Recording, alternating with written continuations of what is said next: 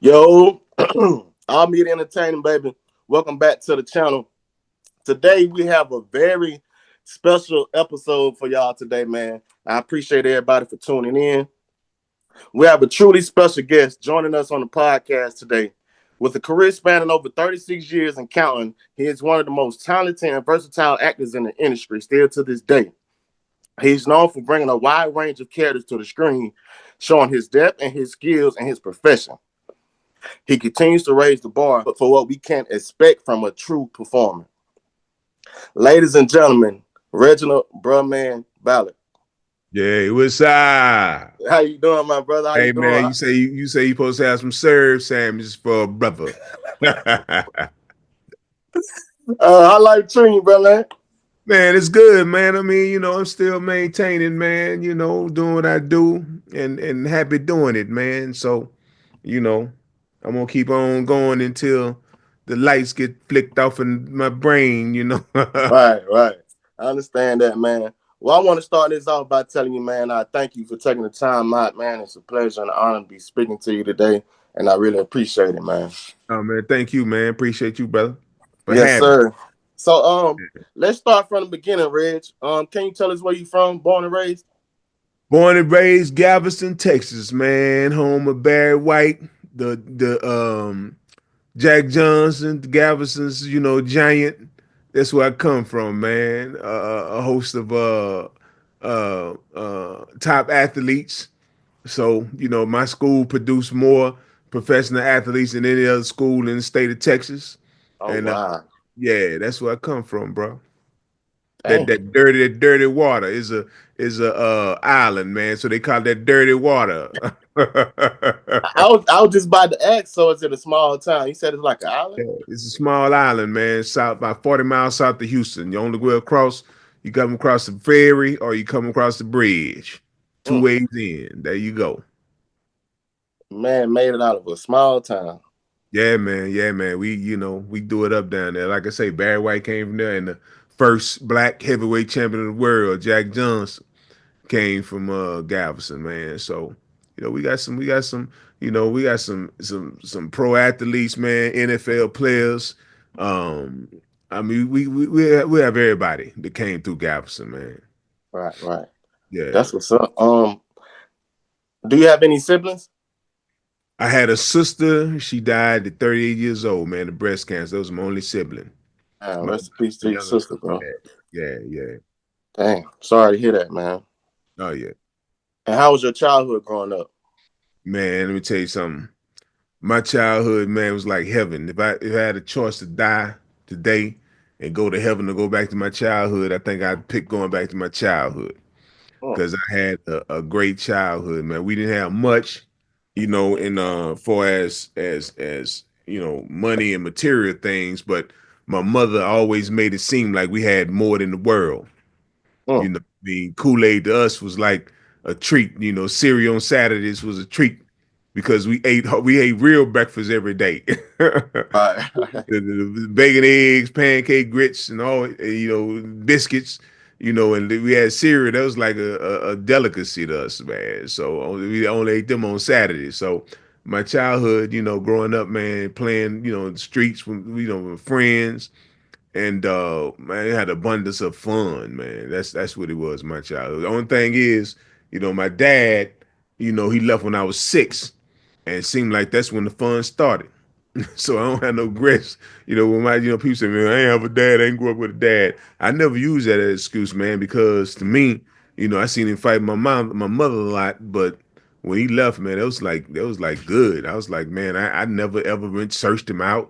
I met him again when I was 23 years old when I came to LA, and he lived in LA, and we got along real well, man. And like matter of fact, we got started getting along real good.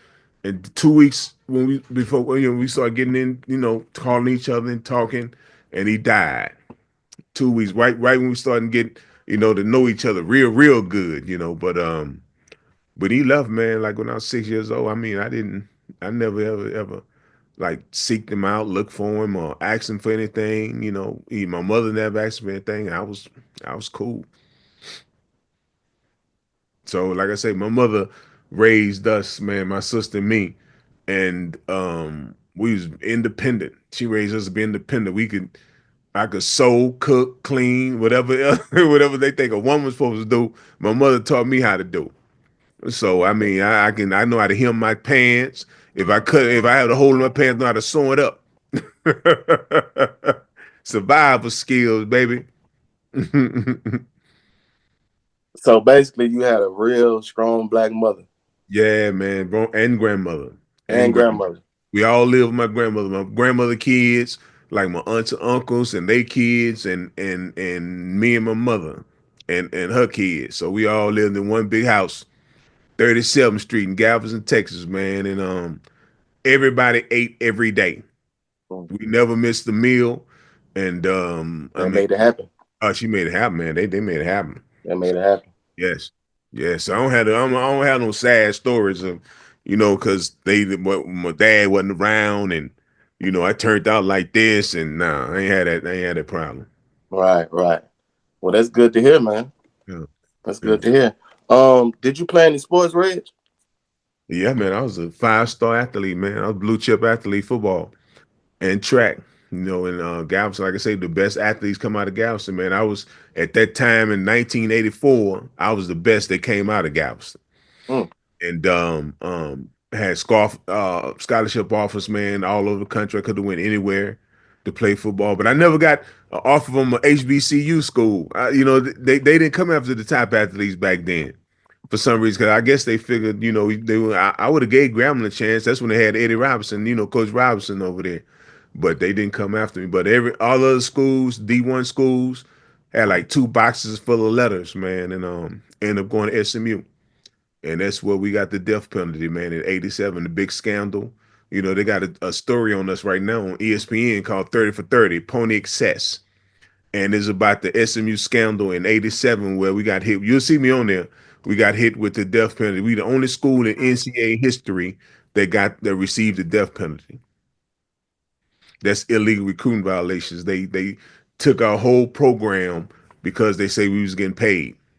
So not only did the scandal hurt our school, but it hurt the whole Southwest Conference. Ain't no more Southwest Conference now. So that's what happened. If you know football and college football in '87, that's the biggest scandal that ever happened to college football and college football history. It ain't never happened again, and I don't think it's gonna ever happen again where a team get the death penalty. And what was the reason behind the death penalty? Illegal recruiting. They said that they was paying us to play. They said they giving us money. Now you get money, but Right. back then you couldn't get money. So he's giving cars and Eric Dixon went there. Eric Dixon. This 30 for 30. You'll see where Eric Dixon got a car from Texas A&M, and he signed and he took the car and drove it from Texas A&M to Dallas to Dallas and signed with SMU.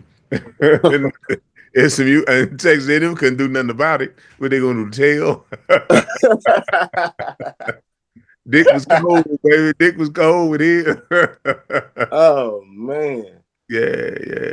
Reg, it's crazy you dealing with lawsuits before you even got into the entertainment business. Yeah, man. Oh, yeah, man. We had all kind of problems back in the SMU days, man. But that was the best. That's how I got into theater, man.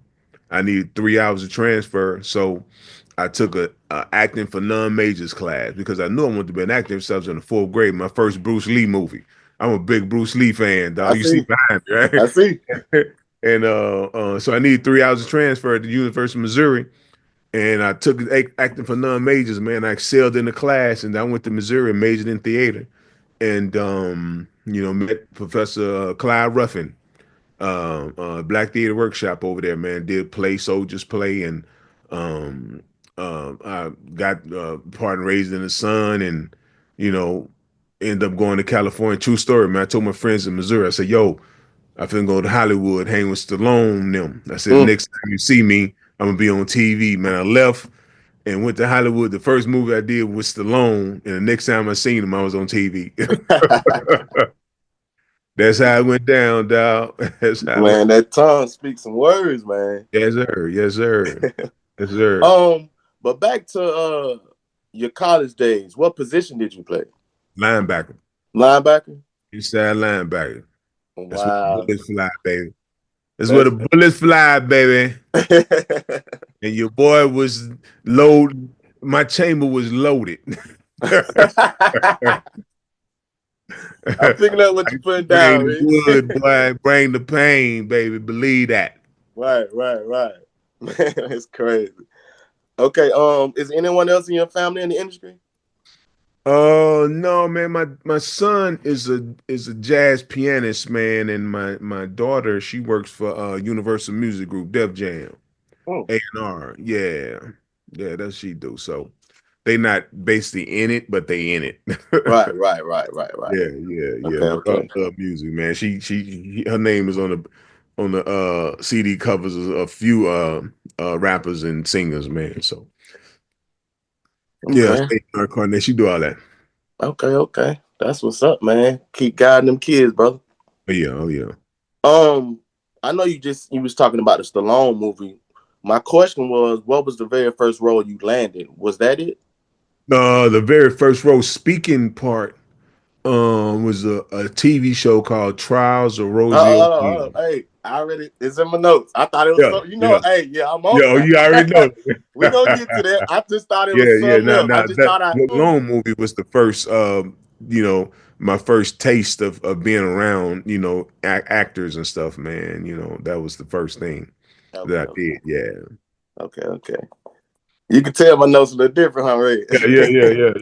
All I did was hold a gun, a rifle on Stallone.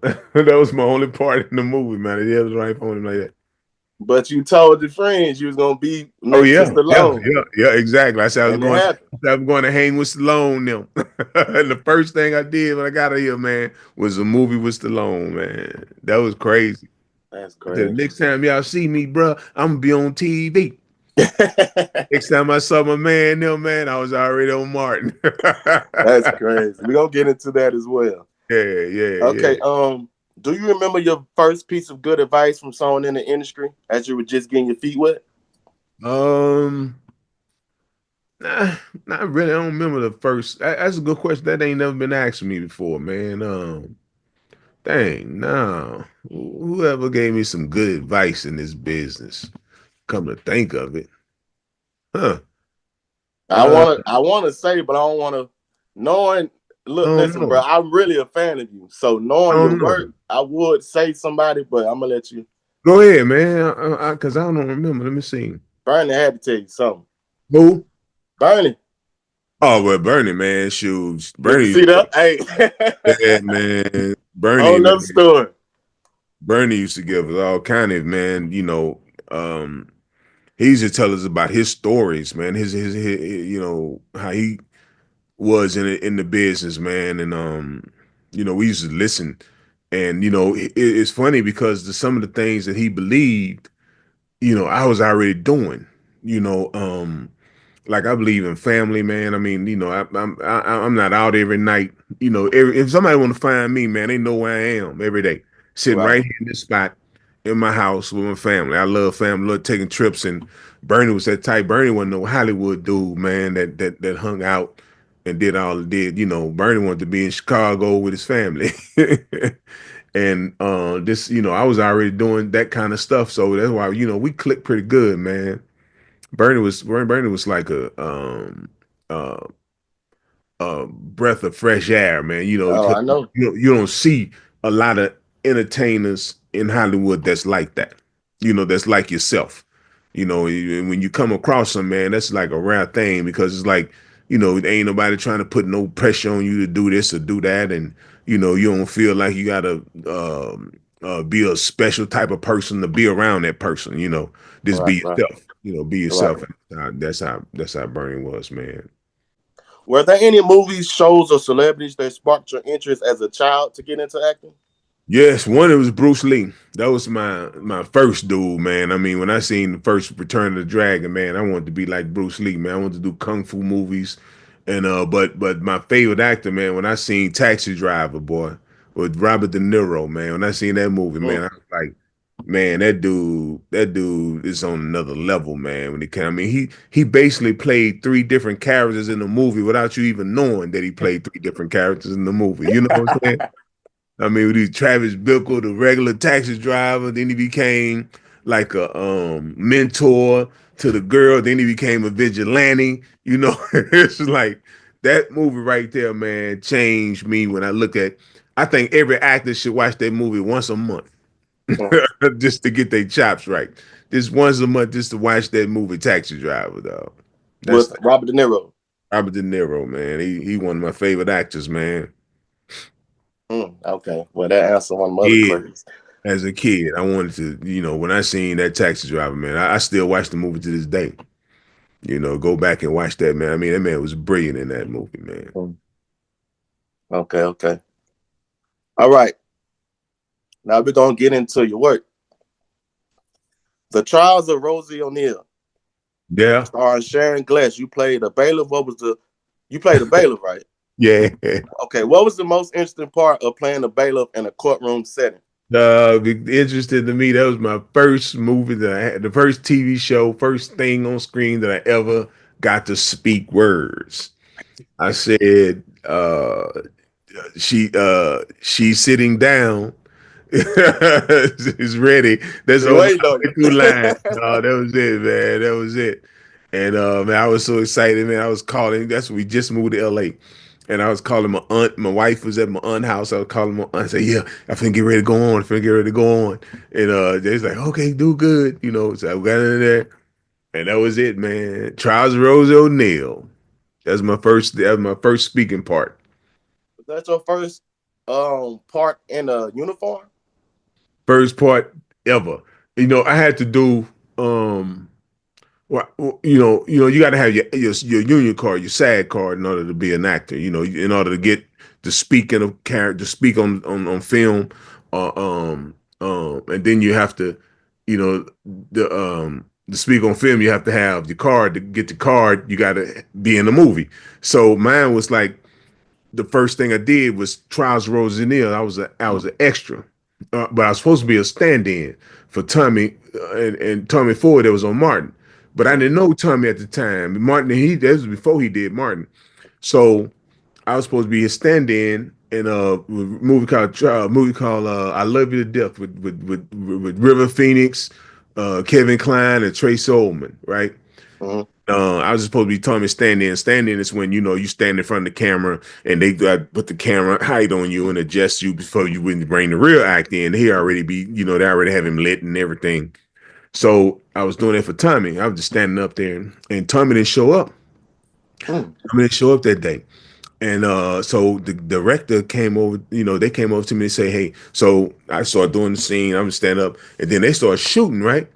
And they didn't say nothing. And I said, well, in order for me to get my union card, I have to speak.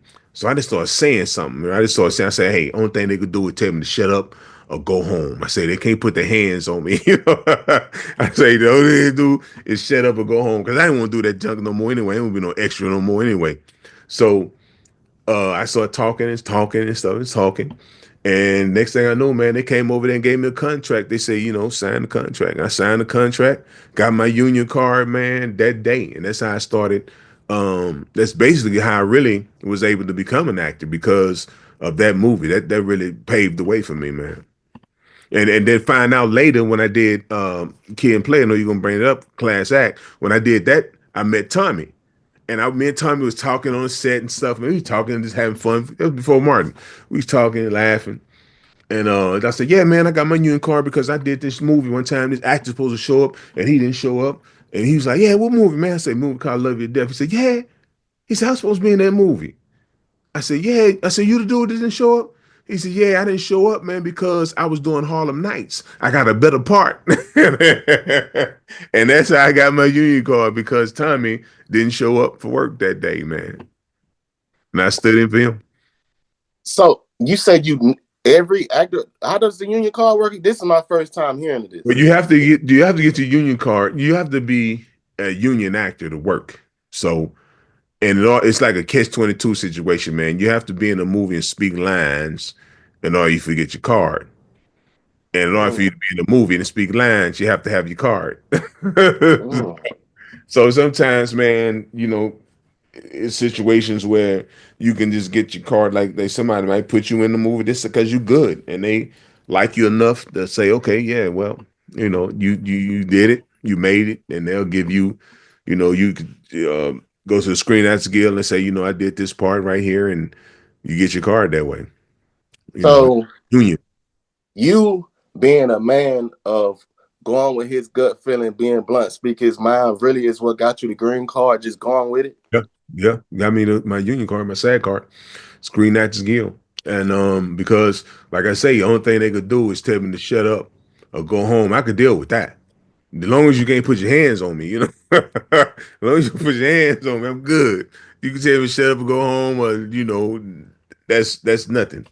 But I knew they couldn't put their hands on me, so I said I'm just gonna start talking. And when I got my union card, man, River Phoenix, may he rest in peace. He died, but that's Joaquin Phoenix' brother.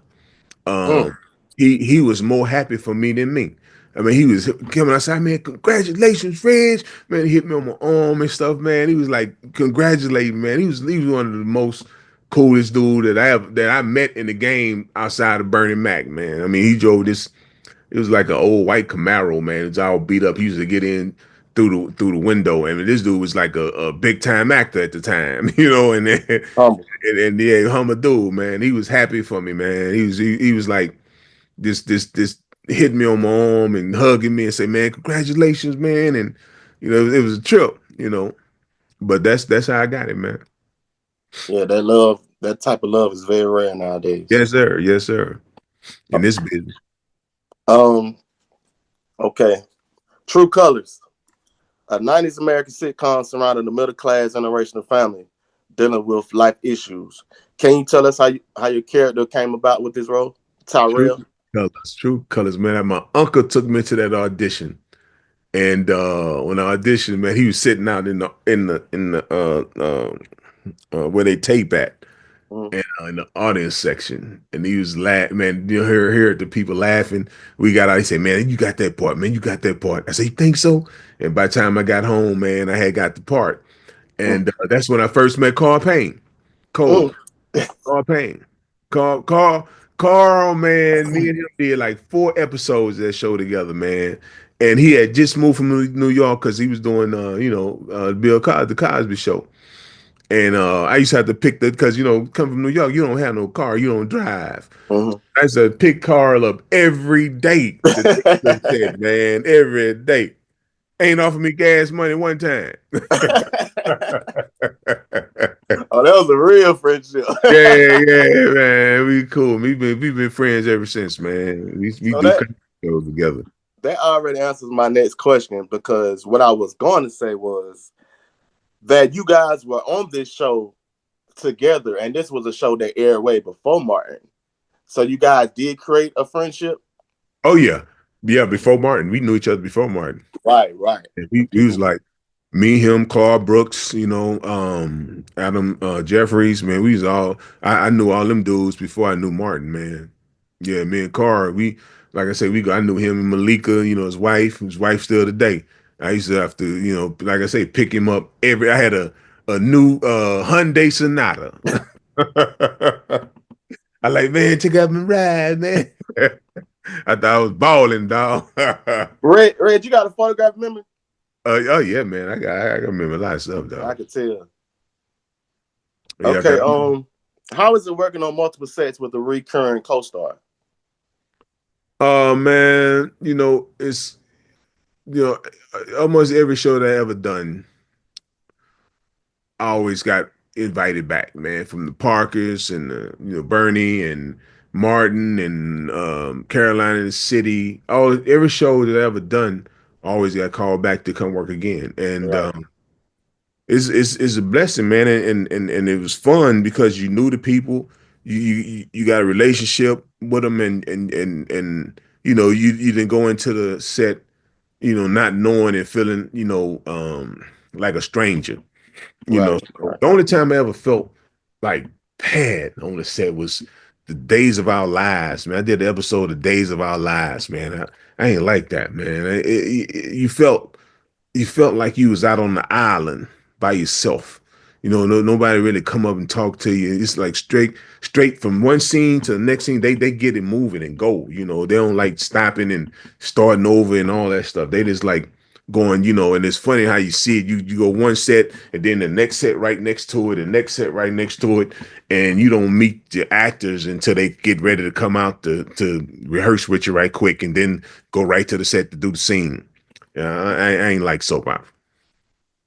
Yeah, that was not in my notes. I'm not familiar with that one. Yeah, I don't really talk about that too much. Well, I'm glad it ain't. I was in college. Yeah, remember the movie Soldier Story, but Soldier Story. yeah, Yeah, yeah, Scarlet yeah. Soldiers play. Charles Fuller. I played C.J. Memphis. Right, right, right, right. Yeah. That was my first college production. We did like at University of Missouri Columbia. Man, Clyde Ruffin was the director, and we did 8 nights and sold out every night, standing ovation every night. Hmm. Every night. Every night. That's why I knew. I said, I'm going to Hollywood, man. I'm gone. I'm gone. I'm glad you went, my brother. I left school with nothing. I say, man, I'm going. Me and my wife packed up Nissan Sentra, baby. We had about $400-500 in our pocket. Packed up, I was driving all like this here on the Nissan. All our stuff was in the back. The seat was up by the steering wheel. I drove all the way to California, dog. I said, man, Wow. it ain't no stop, baby. We rolling. We rolling. Man, you really chasing them I don't want to play dreams, in the man. NFL. I don't want to play no NFL football. I'm rolling. Everybody thought I was going to the NFL, man, but me. I was like, dude, this ain't what I want to do no more. Football is past time. I knew as a kid I wanted to play football, run track, and build in movies. And that's how Mm, right. So you already had a plan set out. I had a plan ever since the fourth grade, man. I knew what I wanted to do. A lot of people don't though, Reg. Yeah. And but hopefully in your lifetime you'll figure out what you want to do, because it's bad just going through life, man, and not knowing what you want to do and not knowing, probably what you made to do, And I feel like that it was for me to be an entertainer, man. I mean, entertain people. I've been doing this ever since the third grade, man. I've been in front of some type of in the choir in the third grade, and fourth, fifth, sixth, and eight football and track, high school, and then football in college, and now what I do now. And I always been doing something in front of people. It's been my whole life. It seems like you're honestly naturally funny. Yeah, and my mother say that. My mother say that, because I don't try to be. I And just, that's what yeah. yeah. I just do what comes naturally to me, man. And especially on screen, I can do a character and I can make you believe it, and I can make you think that like Bruh Man say, for instance, is like I can make you feel and make you think that that is that dude for real, you know, and make you laugh just by the expressions, I mean, don't necessarily mean what I say. Right. It's how I move and the head bob. This ain't just like a head bob and go. It's like, head bob in a second and then move. It's like the little bitty stage movement, man. It's like the first episode when I took the sweater off and I was getting out of this seat, and the way I was walking, man, it's like that's it's done on purpose. It's like I know that's funny, because walking that way and doing the things that you're doing, believing that it's okay to go in a man refrigerator, to go in a man house and eat his food, and making you think that it's all right. Take And your shoes that's off. that's the funny. That's the funny of it. That's the funny of it. Right. Because it's like I was watching episode of Honeymooners with Jackie Gleason. I like old stuff. And Jackie Black exploitations. I know yeah, you like. yeah. And so he was getting up. He took a rubber glove, man, and put it on the bottle because they didn't have a nipple for the baby. And they said, well, the nipple ain't got a hole. How the baby gonna suck out of it? Him and his friend Ed Norton, and they was trying to do it, and they thought of a brilliant idea. Say, let's give me the scissors, and I cut the finger part. They cut the finger part, and the all the milk splashed on them. See, the funny thing about that whole scene is because they believed that it would work. Mm. So they wasn't giving the joke away by laughing and eh, no, they believed that this was gonna work. And then when the milk splashed in their face, it caught them by surprise, and that was hilarious. Now a regular dude that don't know what they're doing or do that same scene, it wouldn't be funny Right. because he done already gave away what's gonna happen and how it's funny. And so I seen them comics to try to be and some stuff, man. I seen some dudes, I ain't calling names out, but they they they laugh at the joke before the joke even can develop, and it don't make it funny no more. So It don't. it's I not wish acting. they knew Yeah, that. yeah, yeah. So that's what it is, man. That's what it is that if you had training, the beats, man. It's about the beats, the beats and the expressions and the moments. If you just go through the motion, then it won't be you can't get out what you trying to get out of the Right. whole Right. character. So that's what I like doing. I like getting it out and taking my beats and like when I walk and the head bob and the looks and the expressions, that's what gets the last more than what I say. Mm, that's wild. And I agree because that was in my question, but I agree. Yep. Yep. Okay. All right. Ready for this one. I'm ready for this one. You ready? All right. Class act. The famous '90s American comedy film starring the hip hop duo Kid and Play. For the people who may not know, can you inform the fans of Fruity's character and how did this role land about for you? And it's funny, man. I auditioned for the dude that we beat up. And the funny thing about it was, man, like I said, I was right out of theater, man. I was right hardcore drama. Right. And I didn't know it was a comedy. So when I read for it, I was hitting, I was like, blah, blah, blah, blah, blah. As a school, it's fundamental and blah, blah, blah, blah. It was hard. I was hitting them hard, right? And after I got through auditioning, the director and everybody in the room, they was like, Mm. uh, there's a comedy, right? I said, no. They say, God, that was good, man, but this is a comedy. So I end up getting fruity, man, because hit Wow. him hard. I hit him hard, man. I hit him hard. And Fruity was the character that always beating up the dude for kid character, Pender Hughes. Right. And um and so it was cool, man. Me and Dave Basu told, man, he's the other actor that played Go-Go and Mm. freaking Go-Go. And yeah, man, that was a cool character because, I got to work with Kid Play. That was like the first big names that I ever worked with, man, was, outside of Stallone, but I didn't really work with him. I just held the gun on him. But, camaraderie and working with Karen Parsons from Fresh Prince, man, she was beautiful.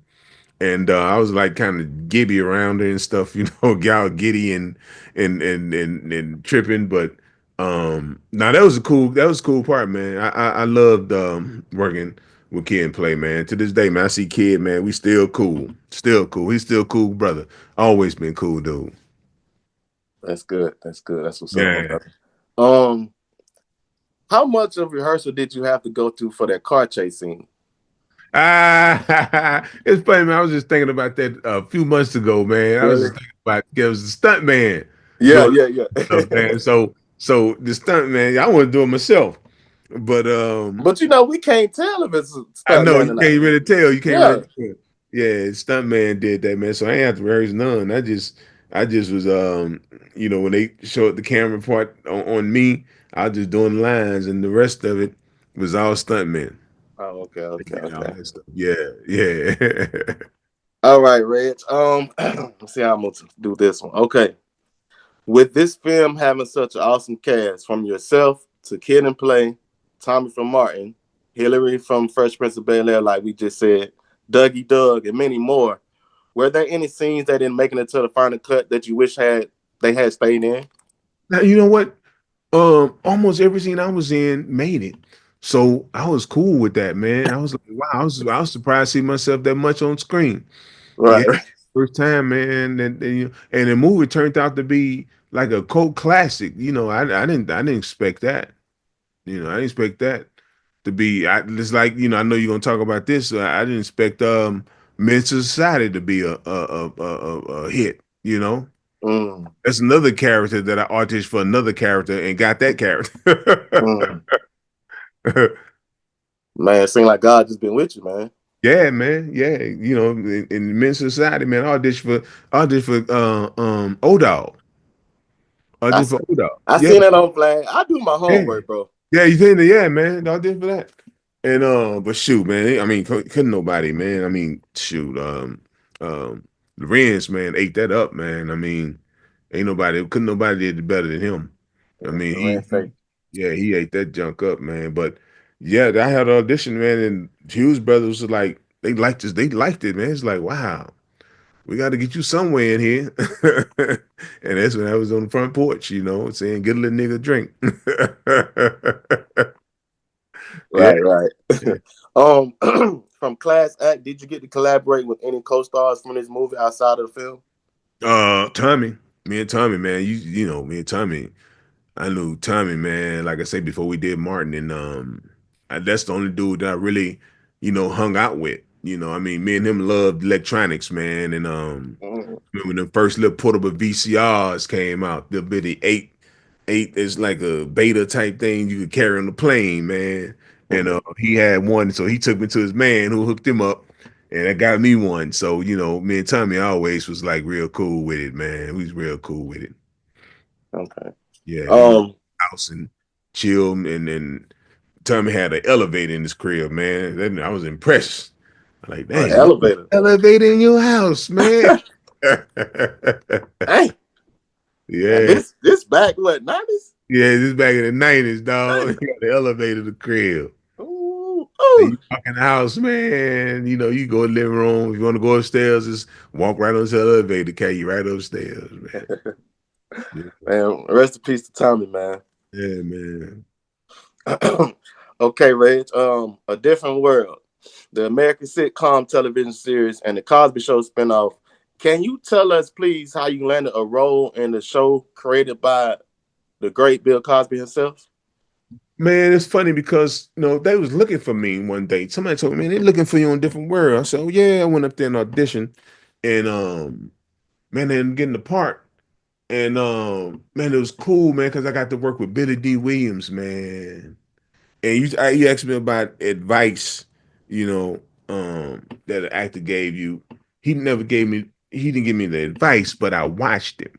Mm, And I watched Billy D, man. And Billy D came out the before his character, before he come out to make his scene.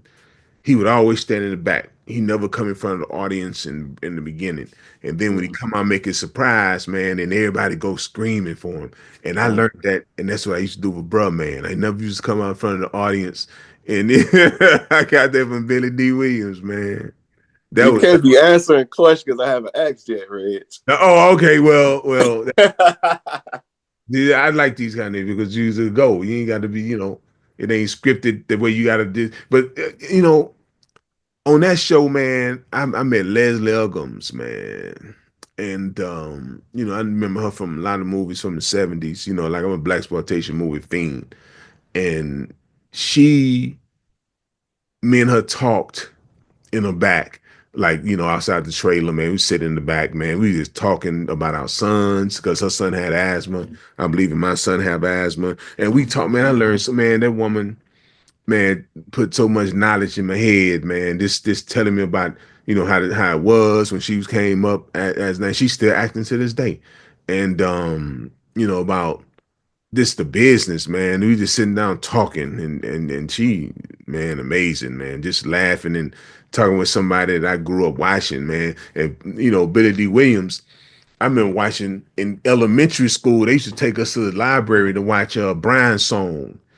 And Brian's Song, man, by Brian Piccolo and Gail Sayers, man, he was in the movie. People cried as kids. We cried on the movie. And who would have thunk that I would be working with that guy that I went to see in elementary school every year, the TV show and the movie Brian's Song, man. Same set. Hey, it's amazing. It was amazing to me, man. Just, work with so many cats, man. You have. Amazing. I got one of my questions. I know it's gonna mess them up. I know it's gonna mess them up. Um, all right, Reg. The Hughes brothers for Menace to Society. Hmm. Menace to Society, a film surrounding the streets of the urban American ghetto. How important was Clive's role to you personally, knowing how relatable that movie can be for some people who was raised from that environment? Man, it was an important role for me. You know, it's crazy because when we were kids, you know, you often influenced by the older kids in your neighborhood, you know, as a little kid, you know, when you the older uncles, you know, the uncles that's not quite all the way a man yet, but they on their way to being the man. It's like Clive was like on his way to being the man, but still was a kid, and then, you know, encouraging the other kid to do bad things. You know, and that's how we were. That's how we were raised back in the Oh day. But yeah, at the yeah. same time, you always had those older cats like the winos or those guys in the neighborhood, man, that would take care of you and would make sure you get home right. You know, like in the 70s, man, if you was around the corner and it's getting dark, they like, hey boy, what you doing around here, man? Miss Mary know you know your grandma. They know everybody know your grandma. Miss Mary know you around here. She knows you don't see me around here. Get us some cigarettes. Go on in and get cigarettes and go on home. Boy, it's getting dark outside. They Street lights. look out for you back in the day, but nowadays, man, they tell you, "Hey, boy, come here, put your pants down." You know, it ain't like back in the day, man.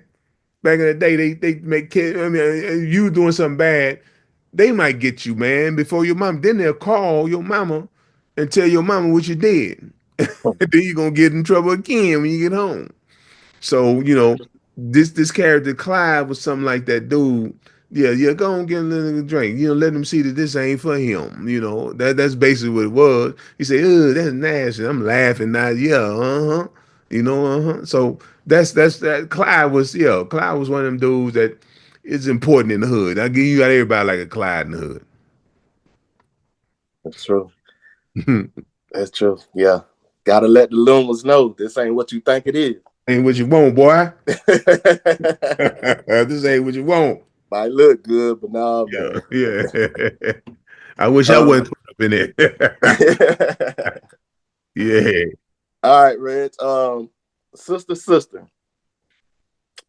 How was it working with the Maury sisters, the Maury twin sisters?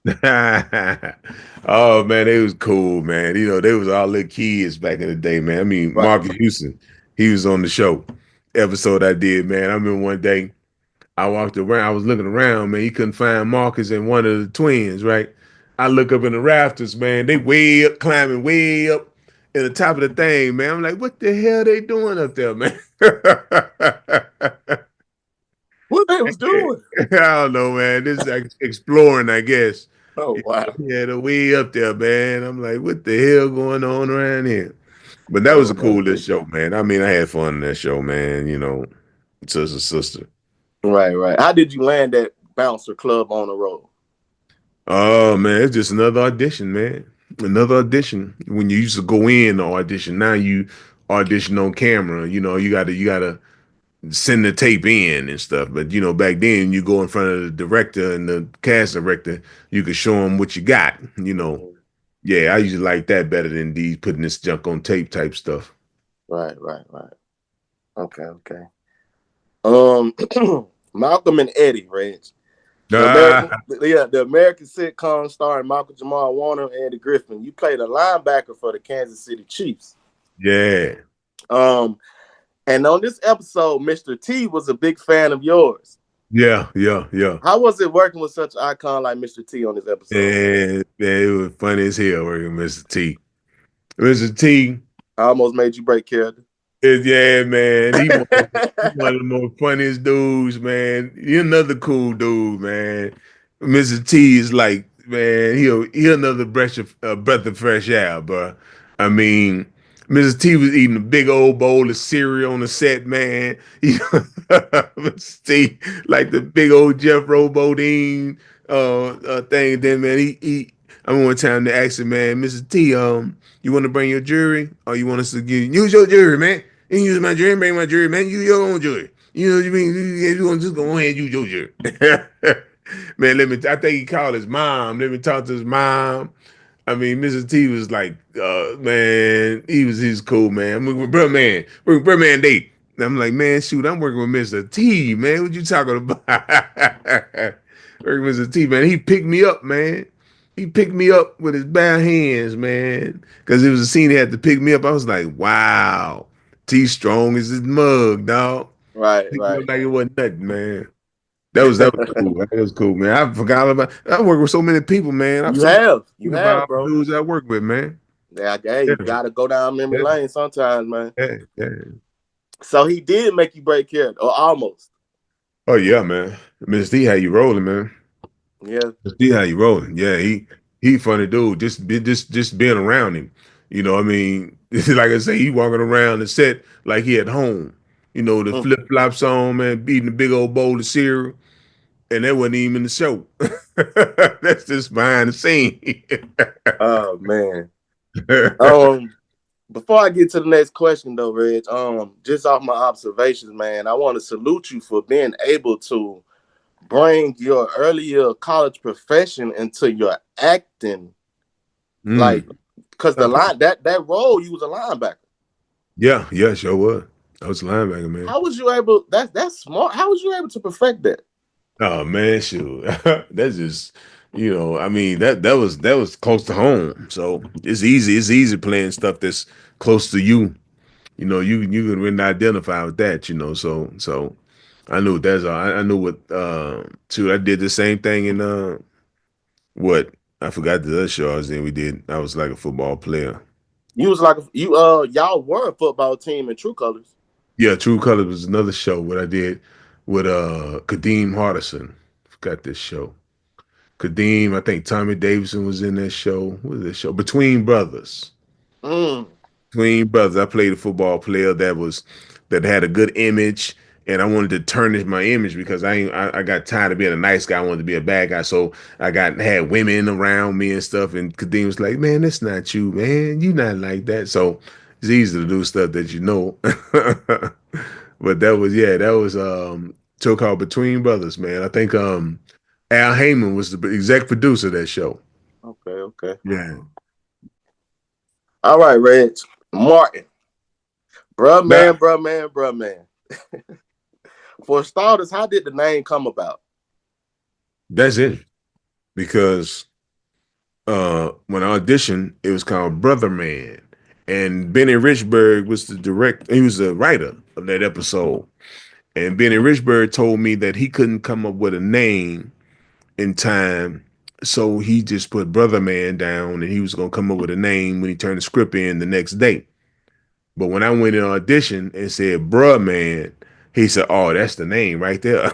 Mm. So it went from Brother Man because he was gonna come with another character to Bruh Man, which was the name of the character. That's how that name came about.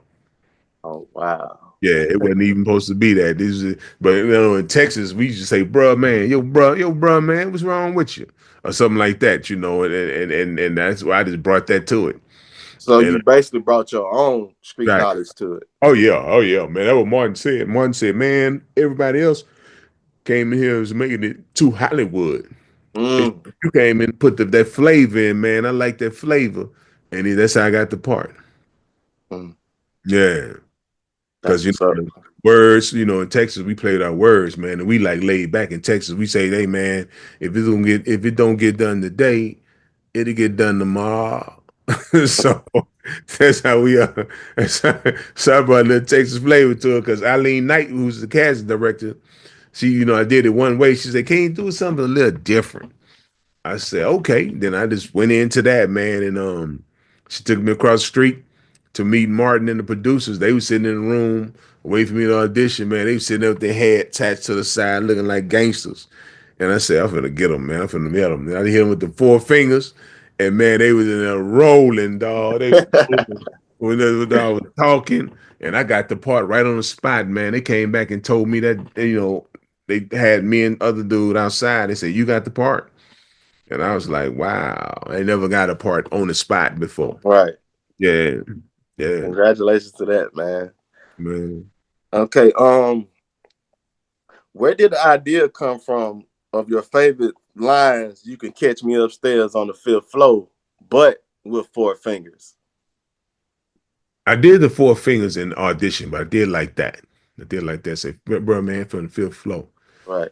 And people laughing, right? So we got on set and everybody laughing except for Martin. Martin said, man, I'm laughing, man. They say he's doing the fifth floor, but he's holding up four fingers. He say, oh yeah. He said, I couldn't tell. He said, do it like that. I said, and then you would look at it and he says four fingers, because he wasn't getting it at first. And then when I did like that, then he said, oh, and he was laughing, man. He said, yeah, yeah, do it that way.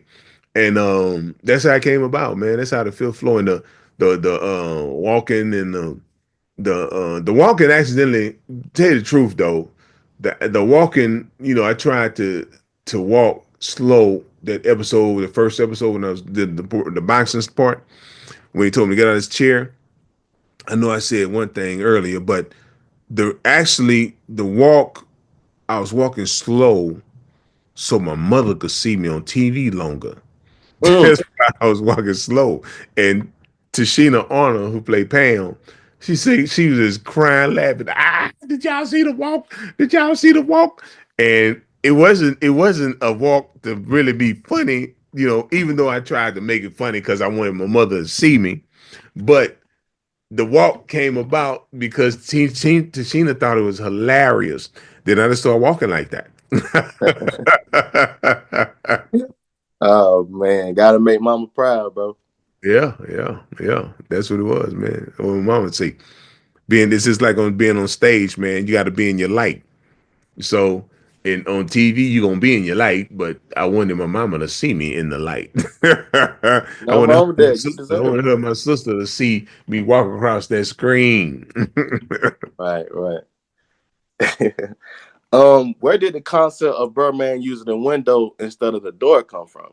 Oh man, I was walking to the door one day, man. Martin said, "You know, what'd be funny. Stop, man, and go out the window." Man, we made a lot of stuff up as we went along. It Mm. wasn't anything scripted. You know, Martin said, "It'd be funny, man. You walk, go that way and then go out the window, man. That'd be." Then people laughed at that. Then we just kept it in. Every time brother man come through, he's come through the window. Okay, okay. What in the hell was outside that window, bro, man? The Like, fifth floor, what was out there, bro? the fire escape. The fire escape, man. Sure. Oh man. Having the fire escape. Okay, so my next question you already answered, but I'm just gonna ask it anyway. So you did basically input the walk with the slow bop. Yeah. I did that. And when I did it, like I say, Tashina was hilarious. She thought it was hilarious, man. And I just started doing the bop and making it more, more fun, Right, just doing the bop. I ain't want to do slow and look like no,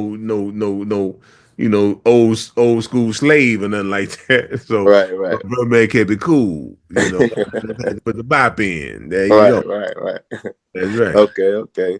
That bachelorette party episode. How long was you waiting in that cake? Ah, a hot second, man. It was about Nice maybe little second. minutes, maybe 2 minutes. Bust out, did my little dance for yo yo, yo yo. Oh man, man. Okay. The fight episode when you just letting the bunion breathe. Yeah, that's the first episode. Did you That I was almost in. break character? I did. I I don't. did. You kept it. You kept Nah, it. I mean, I I don't mean, know what. if you listen to the end part, you hear me say, and the reason I did that is because all week we didn't rehearse when I smelled my fingers. When I picked my toes and I smelled my fingers, my wife told me to do that.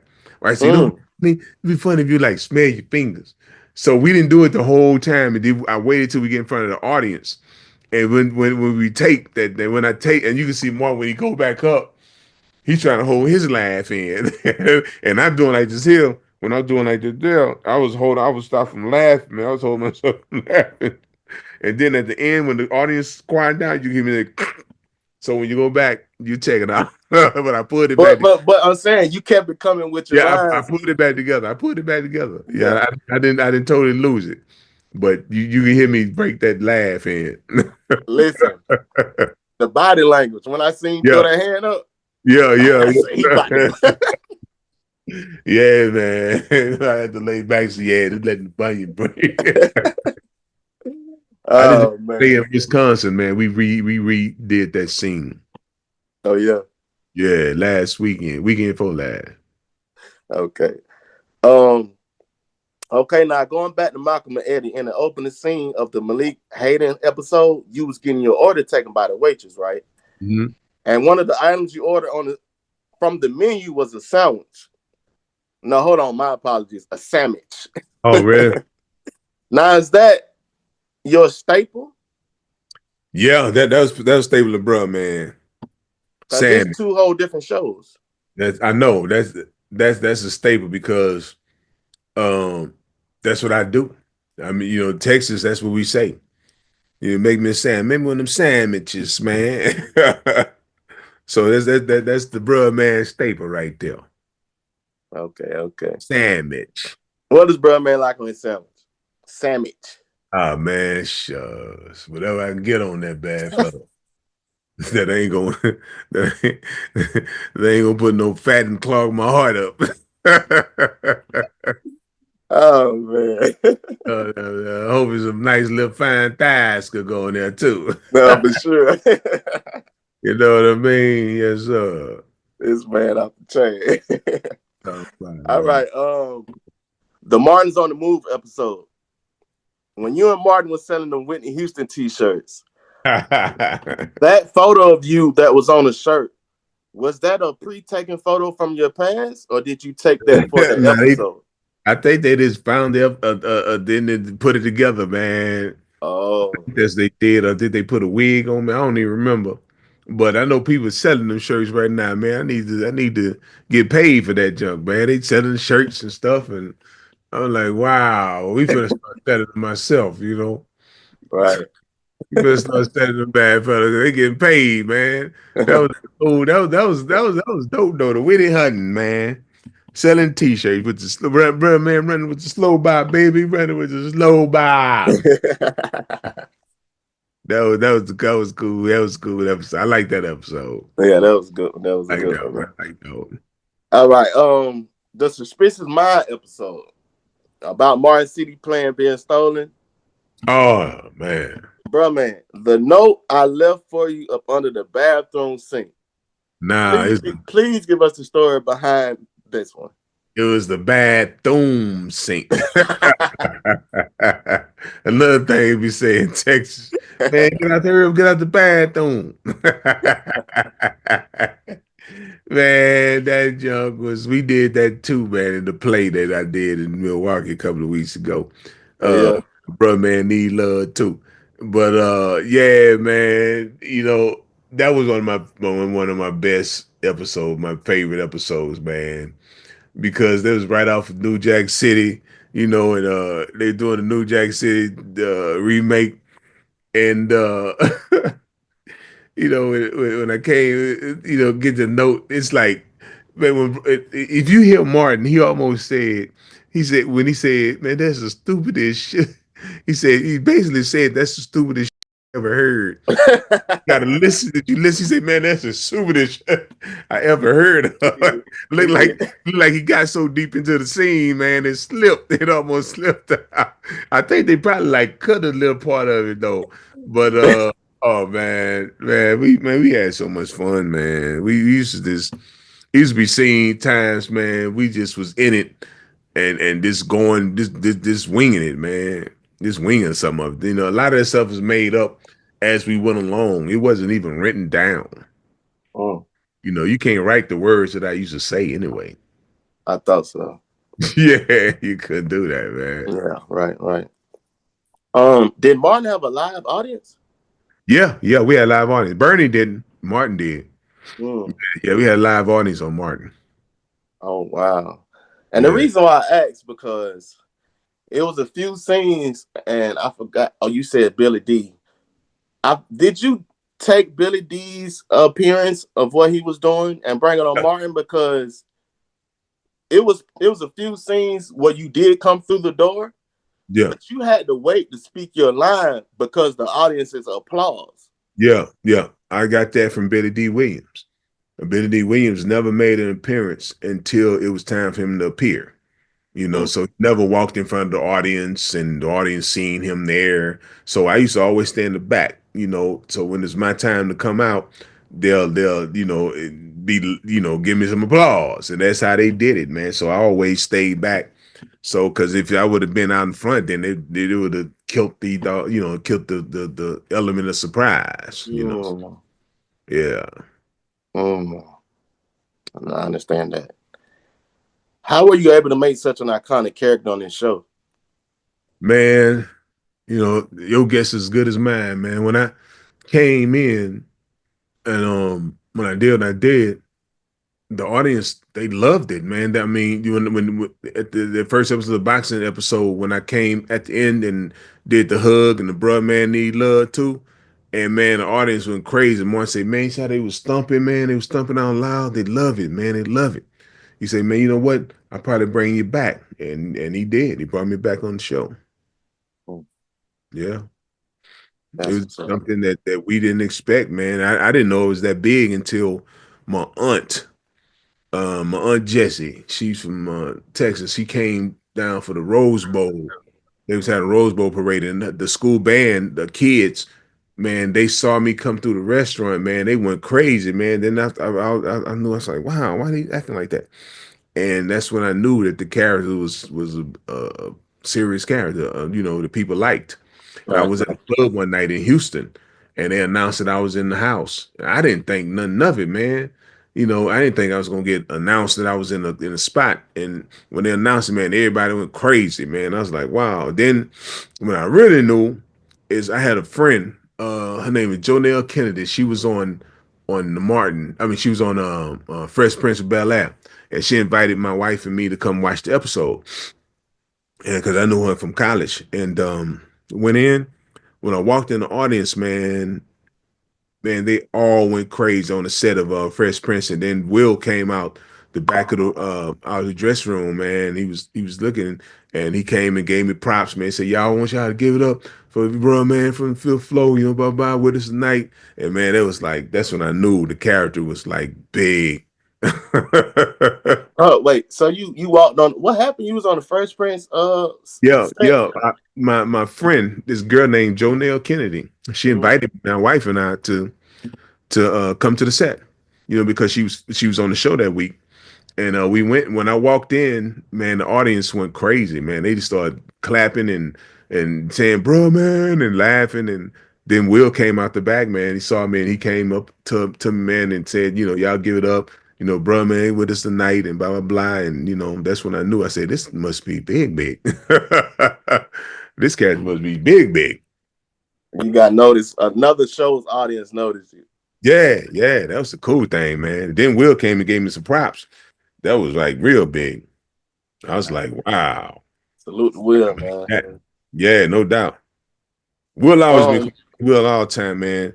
Every time I see Will cool. you Always. seen my time. We had a bowling thing one night, and he came all the way across the thing, man, all the way across the bowling alley, man, and came and shouted out to me, and that was real cool. I'm like, wow, that's when I knew. I'm like, man, this thing must be big. They must really like my character. I ain't Everybody thinking does. nothing. I thought this was another acting job. I didn't know it was gonna be that big, man. I really didn't. I really didn't. And to this day, I still be tripping when people come up to me. I'm like, wow, really? Hmm. That's because it's something that they liked, and I'm blessed, man. I don't never turn nobody down for like pictures or talking or whatever it is, man. Because it's rare that you can create something that the masses enjoy. You know what I mean? So I'm not one of them dudes that somebody come up to me and call me bruh, man. I say my name is Reginald Ballard. I don't do it.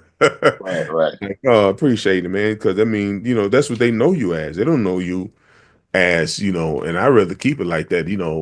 Knowing me personal.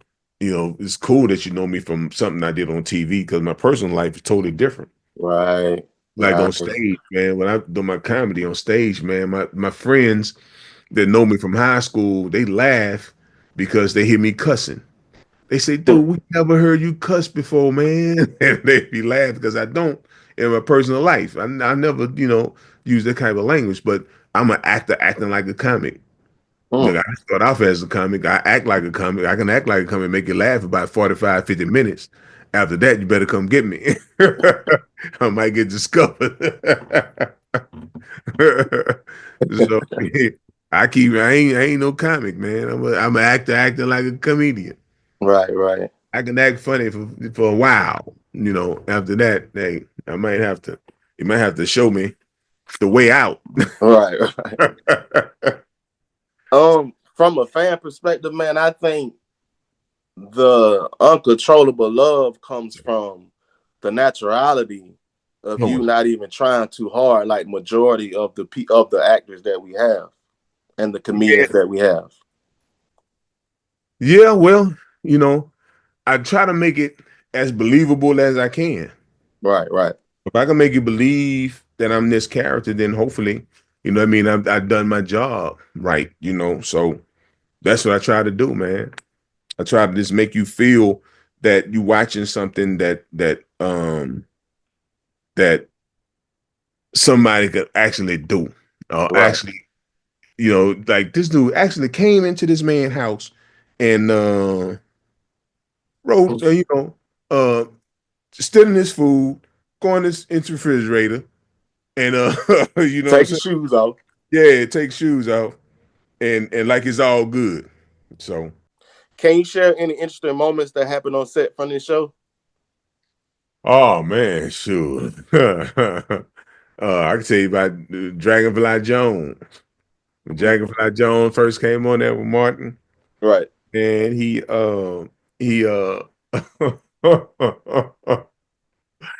when he fell down and when you could see that Carl Payne was laughing his butt off, right?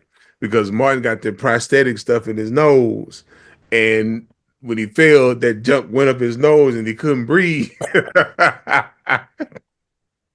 So Carl was laughing, man. That's why when Jack Brown Jones got up, he walked over there and was looking at Carl like, man, what you help me? But they just kept the cameras rolling, man. And that joke was funny as hell, man. And He then had a prosthetic nose. yeah, no, he had to think, yeah, all that stuff that's on his nose, and then they had the stuff to make his nose look big, so they put some things up in his nose, and it Mm. just went off up in his nose, and so when he fell, and he couldn't breathe, but then the other when we did the episode with the with the Nino Brown, when Tommy kept laughing, man. Tommy was laughing his butt off, man. If you watched it, because Tommy was laughing because it wasn't supposed to be a fake dog. It was supposed to be a real dog, but they couldn't get the clearance for the dog. So when they saw the Oh, fake dog, man, all of them started laughing. Tommy trying to hold his laugh when he he had saw to turn the around. dog fall. And man, Martin talking about, stay, lay down. Sit. But that was hilarious, man. So that was supposed to be a real dog. The episode. Real dog. They couldn't get the clearance for the real dog at the time. And that's why, when he had the fake dog, Thomas looking, so it surprised him, because they brought out as a surprise. You know what I'm saying? It was So a last minute thing. yeah, last minute thing, man. Last minute thing. Oh man, that's crazy. And Tommy has lost it, man. He's lost it. It's crazy how Martin just went with the flow though. Oh yeah, man. That is what make everything funny. Go with the flow. I mean, sometimes, the funniest things wasn't even written on paper. Mm. You know, it just happens. Just like the going through the window that wasn't written on paper. Fifth flow, the four fingers that wasn't written on paper. Mm. So it's like, you know, but they make it seem like the writers make it seem like they wrote it. It's the episode I did of this other show called The Show, and I was supposed to say this monkey is a South American capuchin, and I say this is not the same monkey. I said other monkey was South American capuchin. This monkey is an old Sunday matinee Tarzan cheetah chimp, and man, the audience went crazy, right?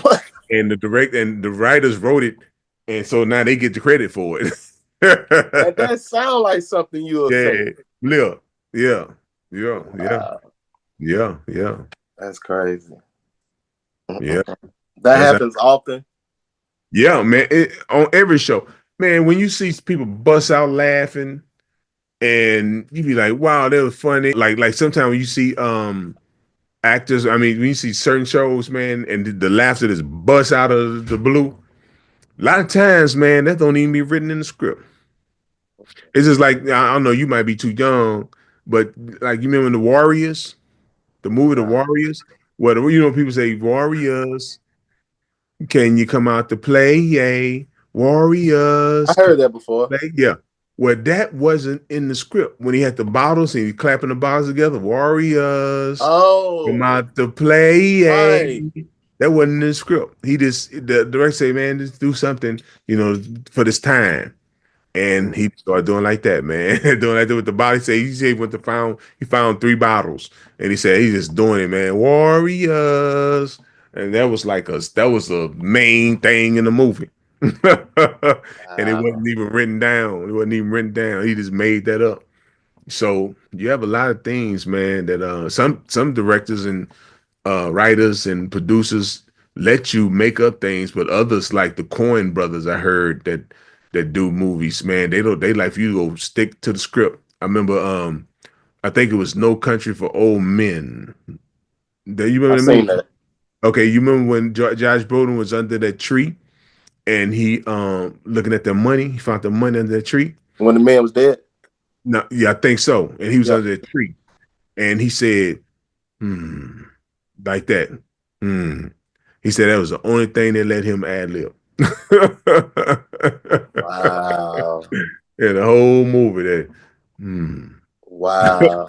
yeah. So some people like you stick straight to the script, you know. That's crazy. Let you improvise and do your thing.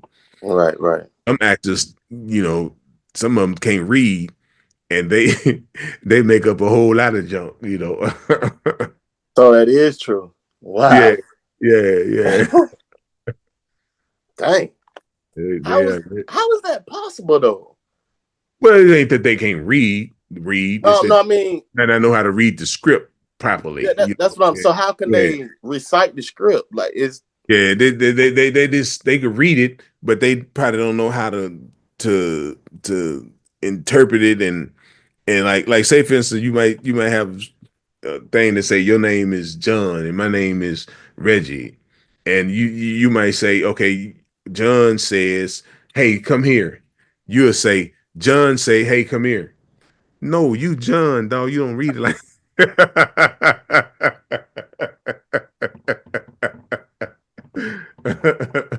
like that. You know what I mean?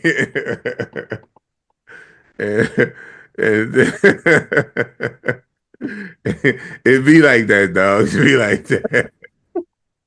It'd be oh like my god. be like that. Yeah, Wow, that's crazy. yeah.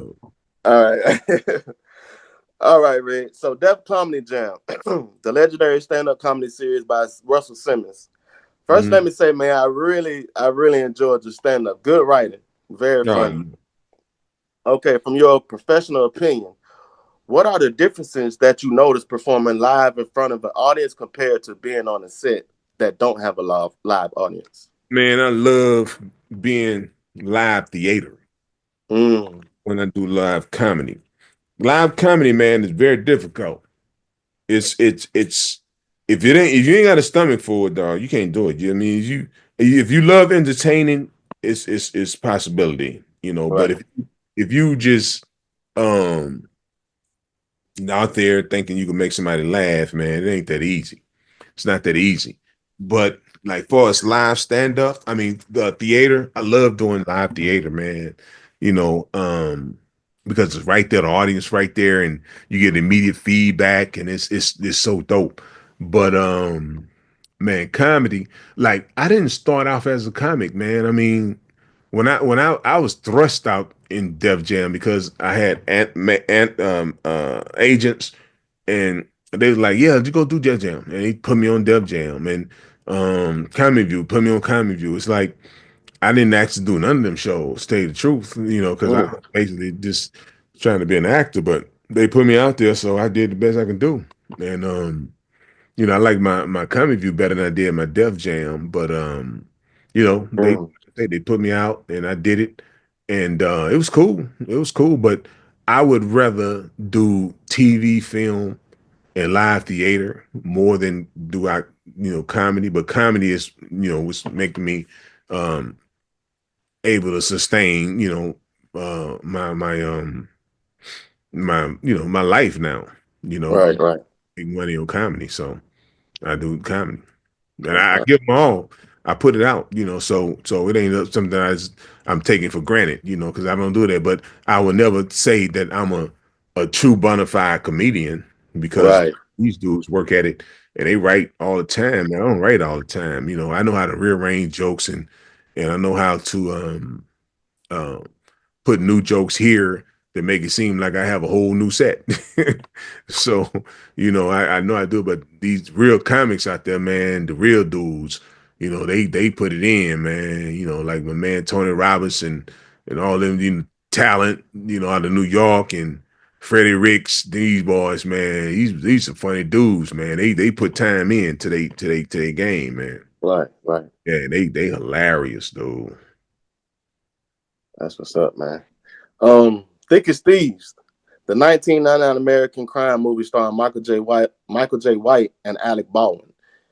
Can you inform the people who may not know the role of Sugar Bear and also how you landed that role? Yeah, rest in peace to my man Ricky Harris, man. Ricky Harris was in that movie. Um, Tat Al, remember Tat Al from Snoop and them the song? Yeah, he's in that. But that movie, man, was like a real change for me, because I was able to play a serious character at the same time with a little humor here and there. And work with Michael J. White, man. Mike J. White, funny dude, man. Off behind the scenes, man. He always trying to joke. He always joking, cracking jokes, and you wouldn't know he was like that unless you work with him. And man, Rebecca De Mornay and um Candy Alexander, she shot me in the movie. Chicken Bad was like a bodyguard muscle to Pointy Williams, I think that was Right. his name. Yeah, yeah. Mike J. White character. I was like his bodyguard and the late, may he rest in peace, man, Andre Brower, man. Got to work with Andre Brower. And he was a cool dude too, man. And that was a character that I enjoyed playing because I was like the muscle and I got to go up against Alec Baldwin, me and Alec Baldwin did a stare down in the restaurant. That was cool, man. Stared him down, dog. So yeah, that was a good character, man. That's a Sugar good. Bear was very hot headed. Yeah, yeah, Sugar Bear, yeah.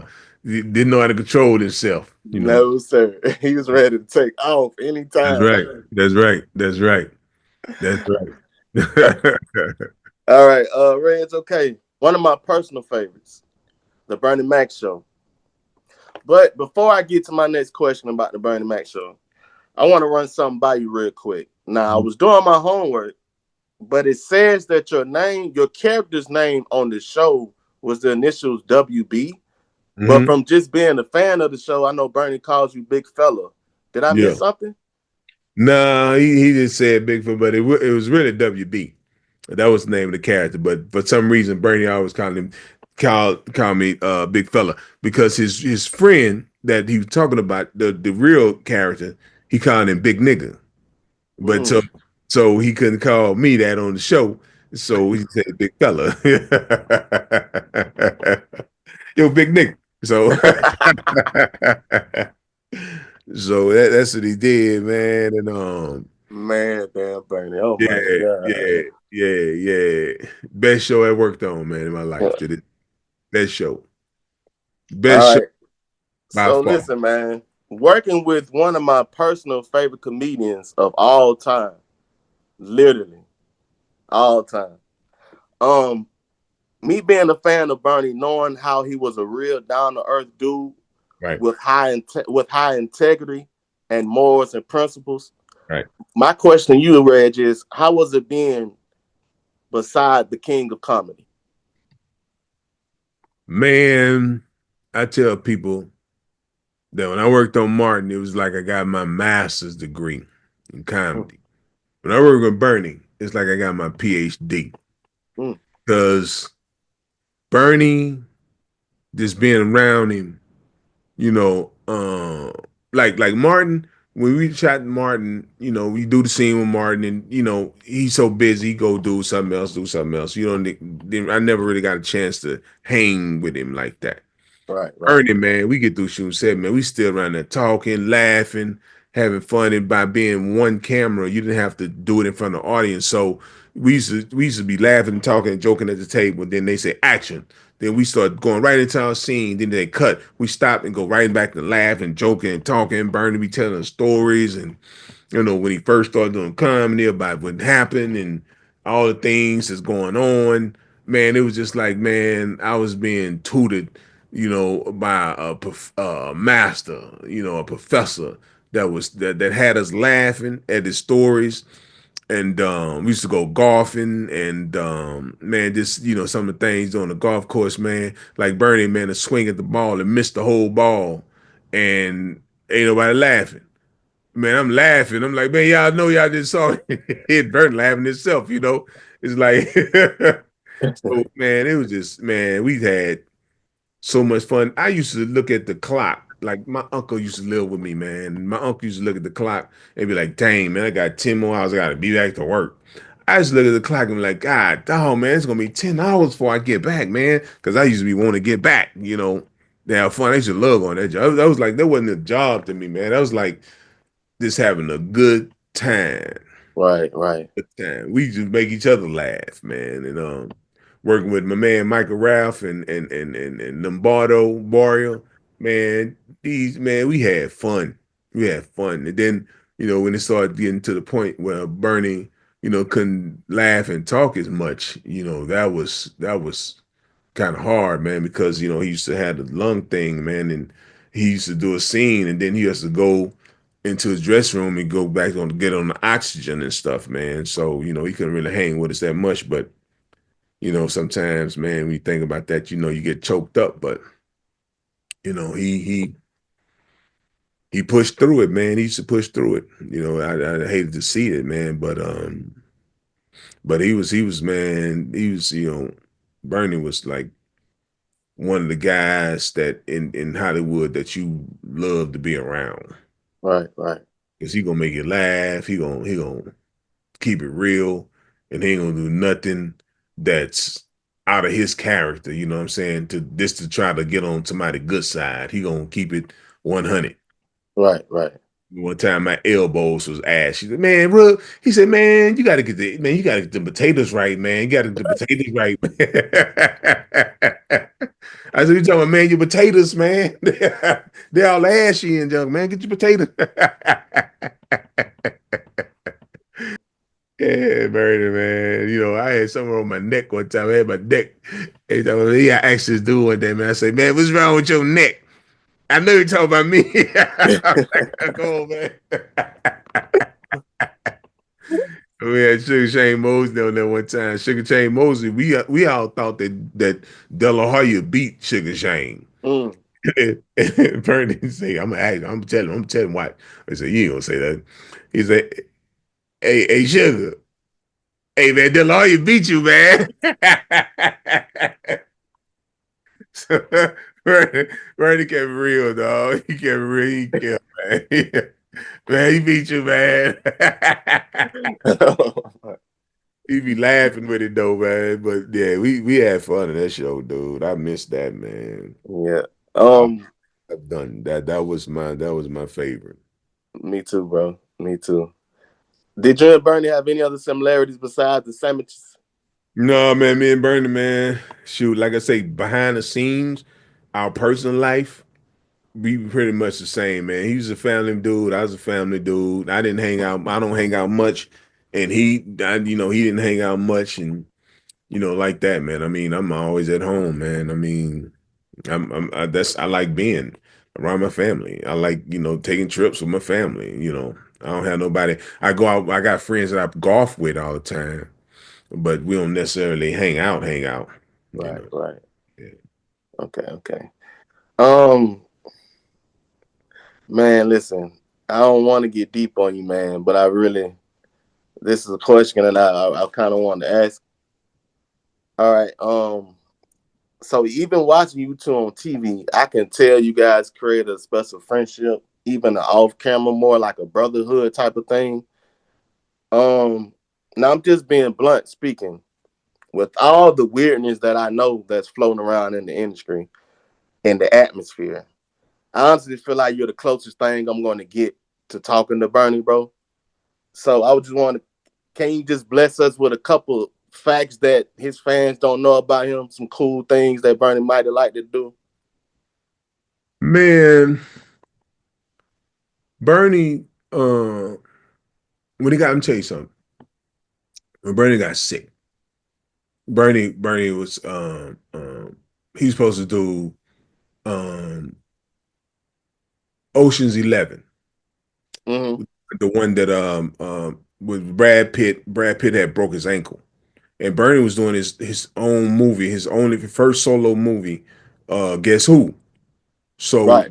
Ashton they Kutcher, right? canceled. They yeah. When Brad Pitt broke his ankle, they had to stop production and wait for it to get well. And Bernie was already doing his thing, right? He was doing this Guess Who. So when they came back, man, it was right when Bernie was still doing Guess Who. And Bernie said, man, he couldn't do the Ocean's 11. So he said the producers had a meeting, took him out to dinner, had a meeting with him. He said, man, he was so scared, man, that because the producers told him, Bernie, we effing created you. We effing made you, Bernie. He said, like mob dudes, man. He said, we effing made you. He said, bull you doing over there, Bernie, we made you, blah, blah, blah. And he said, man, when they got through talking to him, he asked him, don't me, man, don't man. I was I said, you said that for real? He said, man, I was so scared, man. I told him that. And he said, man, they cut his money down from like 3 million to 500,000 and from 2 months, 3 months to like 2 weeks did the movie, and it wasn't his fault. It was because of Brad broke his ankle. And he trying to do his own movie and stuff, man. But he said, man, that's the one time he said he was scared to death, man. He thought, they was gonna do something to him and stuff, man. He said they had him thinking that. But that's one true story I could tell about Bernie, man. He was, he had integrity, and Sure. yeah, man. I mean, he Bernie type of dude, just like Martin, man. Both of them seem like the type of dude that to give you the shirt off their back if you needed it, And Martin, big heart, man, and Bernie, big heart. They both care really about people, but one did it in they do it in two different ways. You know, Martin more behind the scenes. Bernie is right up front. Mm-hmm. Need some. Come on, man. Yo, I mean, we used to have food on the set all the time, and when lunch break come, man, we had lunch. Bernie tell me and the other two dudes, yo, yeah, come up to my room. I got some real good stuff up there. You go to the burning room, man. He got the burners with the food and the greens, the chicken, the cornbread, and all that junk up there in his room. So he invite us up, man, to come get some real food, to the sandwiches and other little chicken or something. We up there grubbing, man. So Bernie was like he was always looking out for you, man. Like I say, and always joking with you and having fun and telling you stories and laughing. And then when he got sick, man, um, it just kind of like you could see it gradually see that he wasn't well, man. You could see that he was having a hard time breathing, and his face was puffy because I think he was on that prednisone, and you just hated to see him like that, because he wasn't as funny, energetic, laughing and dancing and joking around with you. He just on the set, man. I remember one time he called everybody up and he said, well, you know, this like our last episode because I went to Fox and Fox didn't give me the deal that I wanted. So I'm sorry, man. Everybody like, man, the writers, I mean, the lighting guys and the makeup people, they throwing their stuff in the air like, dang, man, it's gonna end. And it's I'm this bug, I'm just playing with y'all niggas. We just signed a new deal, dog. Man, Uh, he making people hard skip beats, man. Thinking about the new house they done bought, new cars, man. Man, I'm playing, man. I'm just playing, Johnny, man. So that was burning, man. That was burning, dog. That was him. That was him. That that's wild, family, man. man. Kept it funny, kept it real at all times, man. He never Yeah. sugarcoat nothing. Much, That's how he was. The Parkers, the American sitcom starring Monique and Countess Vaughn. Can you inform the people who may not know the role of Rushan and how you landed that role? Rushan was a hustler, man. He was a hustler, sold everything. Whatever you need, brother, Rushan got it for you. You know, Rushan was the type of dude, man. He had a Shaq shirt, but he left the Q off. So he was like a hustler. And yeah, that's another show, man. I was supposed to do one episode, end up doing about three, four of them, I think. A And lot. yeah, yeah. So man, I know me and Monique went back to the Def Jam days, man. We used to do Def Jam tour together. Okay. And yeah, she that's my girl, man. That's my girl. She all right. She all right. She I don't never remember kicking it with Countess though. Tell you the truth, Mm. I don't know if I had any scenes with Countess Vaughn, man. Yeah, I don't think I had any scenes with her. I don't remember her. You got to sing. Well, yeah, you do. What? It was my next question. It was kind of my next question. Matter of fact, I'm gonna get into it for you. From selling fake autographs Shaquille O'Neal jersey to selling street clothes to Carl Winslow from Family Matters and bean pies, coming out the bedroom with a wrestling mask on and a robe. Yeah, yeah. Yeah, with the little honey. How did that come about, bro? With the little honey, man. With I the don't look, know. I always had a honey. They just wrote it on there, man. And me and the little honey. Bring I back memories.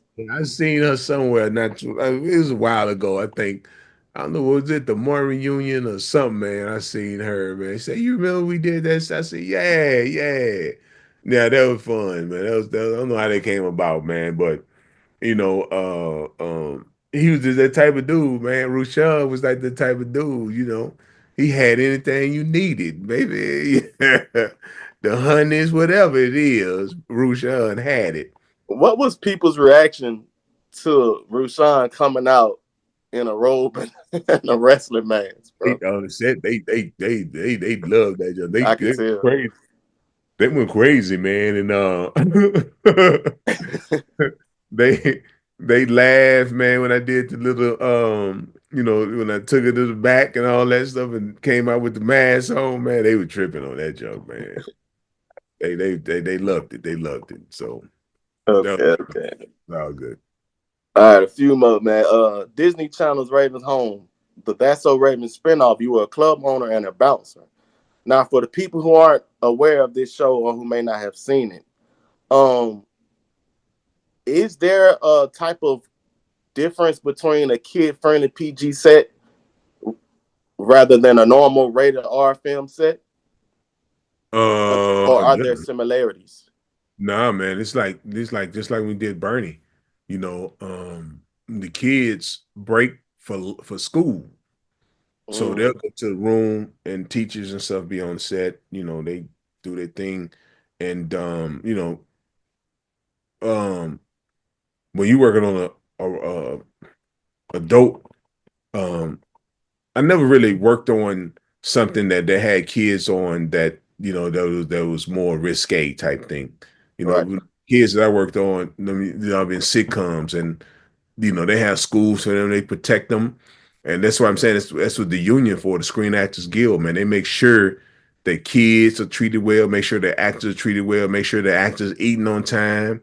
That's why you're a part of the union, so that you can't get messed over. You can't get dogged because the union is they right there, man. They come to the set and they'll ask you, You getting treated right on here. You tell them yes, and you eating on time. If you don't eat every like a 6 hour period or whatever that is, the production get penalized. Mm, So that's what the purpose of the unions are for. So mm. kids get treated, they're gonna get treated top notch well. Right. They can't work them overtime. It's like, they have to break and go to school at certain times. So sometimes, man, we be doing the scene. They say, okay, time for the kids to go. Then they be like, we gotta get this last scene up. It's time for them to be in school right now. So they have to go to school. They got to wait for them to get out Right, right. for them to come back. So now they get treated well. Okay, let me ask you this, Reg. This is kind of a personal question. With the man's ego being what it is today in today's society, how do you remain so humble and down to earth, knowing all of these projects that you've been in and all what you've accumulated over the years? How do you remain so humble? Man, it's just like you go back to when I told you that when I walked into to Fresh Prince and the audience gave me applause, and when my aunt then came, man, I don't look at it like that, man. I look at it like I'm doing a job just like anybody else doing a job, man, and you just happen to see my job because it's presented in front of you in the form of TV or movies, but it's the same thing as I do, what you do, the my construction people out in the back, and man, it's just a job, man. It ain't nothing that one man job is more is better than another man job because we all doing it for one thing, man. That's to survive. And Right, that's what keeps me because I don't look at it like it's something that's people say, man, you a hood legend. I don't look at it like that, man. I was like, man, I just did something that you happen to like. I mean, if you come to my house and paint my house, I'm gonna like it or I'm not gonna like it. If I like it, man, right, that's something I like. It's just that's just what I am. I'm doing something that people like. Some people might not like it. So that's it, man. It ain't nothing that I do that's different than whatever other man do to get up every morning, a woman get up every morning and do. It's the same thing. We this is for me to survive, dog. It ain't nothing that's gonna make me do nothing better than surviving. What can you do better than surviving? right, right. Living, doing what you want to do, and being what you want to be. It's nothing better. You can't go no higher than that. So I don't know why people treat you like you are higher than that, but you're not. Mm, mm. You're not, dog. If it wasn't for what we do, we wouldn't be doing, or we wouldn't be able to sustain our way of life. Whatever job it might be. I don't care, whatever it is. You doing it to survive, take care of your family, to live, and to keep it going. I don't care if you Uber, uh, fast food, lawyer, doctor, nurse, actor, whatever. I don't know why we put them up separate levels. Lawyer, you work because what? You got to get paid to survive. Mm. Garbage man work, got to get paid to survive. An actor work because they got to get paid to survive. You take every profession that you do is for one purpose. That's it. Right, Your family taking care of you, put clothes on their back, man, food on the table. Your wife happy, whoever it is, your husband happy. That's our job. That's your sure, job. sure. That's what we're trying to build. All right, Reg. I done hold you. I done took enough All of your right, time, brother. man. So look, this is the last segment of the show, Reg. We're gonna call this Reg favorites. Okay. Yeah. I'm just gonna ask you a couple of your favorites. You just answer them as I ask them. You All ready? right. Favorite movie of all time? Oh, gotta be Into the Dragon. Mm, Bruce Lee, or either Return of the Dragon. One of them, Return of the Dragon, what got me started. So probably go with Way of the Dragon. okay, okay. Favorite food to eat or cook? Oh man, that's anything. I love I love barbecue, man. Mm, Barbecue, man. Barbecue, brisket, chicken. Oh dog, I tell you, yeah, man. Links. so Texas. Yeah, man. That's barbecue, barbecue, baby. Barbecue. Favorite thing to do to relax. Sit down, watch movies. I love black exploitation movies, man. That's my best. That's my favorite stuff, man. Like the movies from the 70s, like I ain't let you look at my house, so I got a lot of dirty clothes. I can't let you see that side. But I can let you see that side. Can you catch that? Some of the movies I got up. Boy, The boy, you living, boy. the black movies I got up there. Man, I salute you, my brother, for real. I Yeah, like that.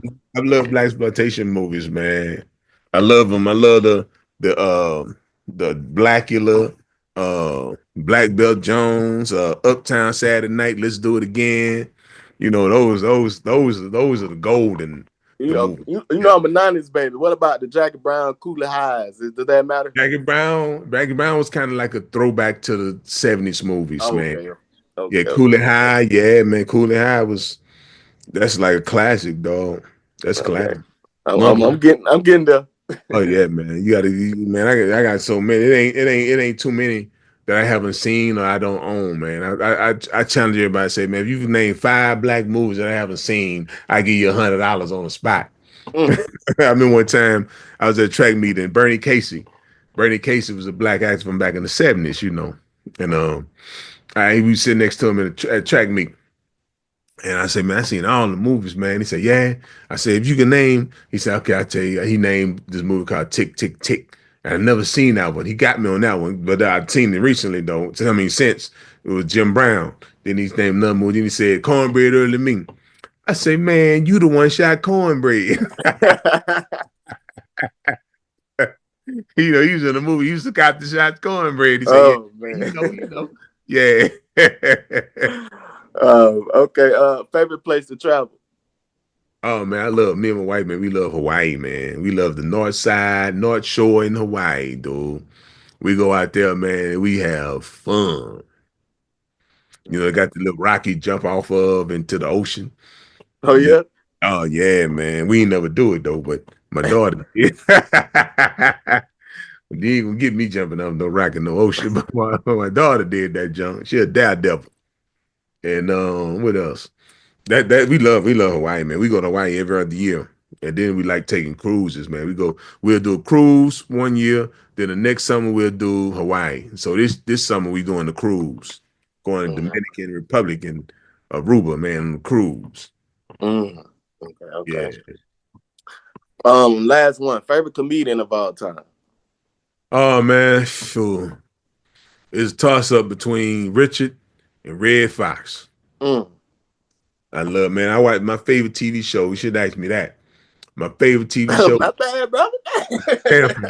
Sanford and Son. I could watch Sanford and Son over and over and over and laugh every time at the funny parts. Yeah. Every day. Yes. I never Classic. miss a day of watching Sanford and Son. Classic, man. Yeah, yeah. That's my favorite TV show of all time, man. And I haven't seen nothing, but I mean, Lamont and Fred, they held it, they could hold that whole showdown, just them two. They ain't Oh, for need sure. yeah, they ain't need Yeah, for sure. just them two, man. Have you laughing? Man, you're right about that, man. Yup.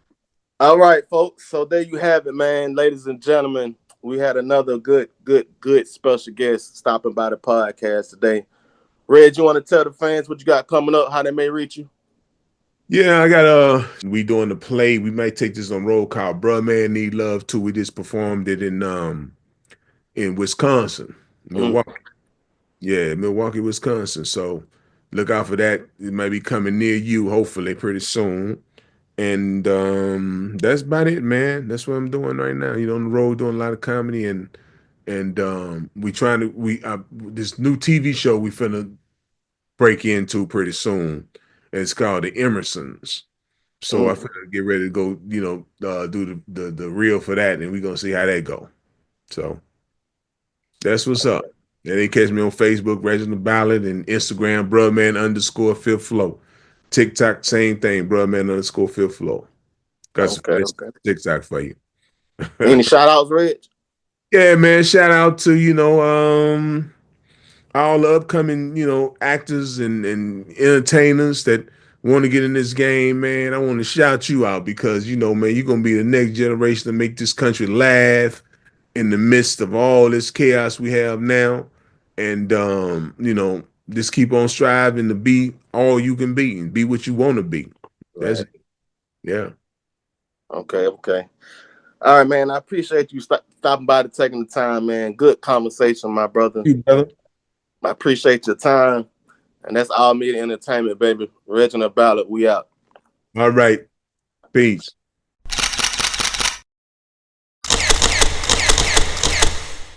Yo, I appreciate y'all for tuning in, watching this video. Make sure y'all like, comment, and subscribe.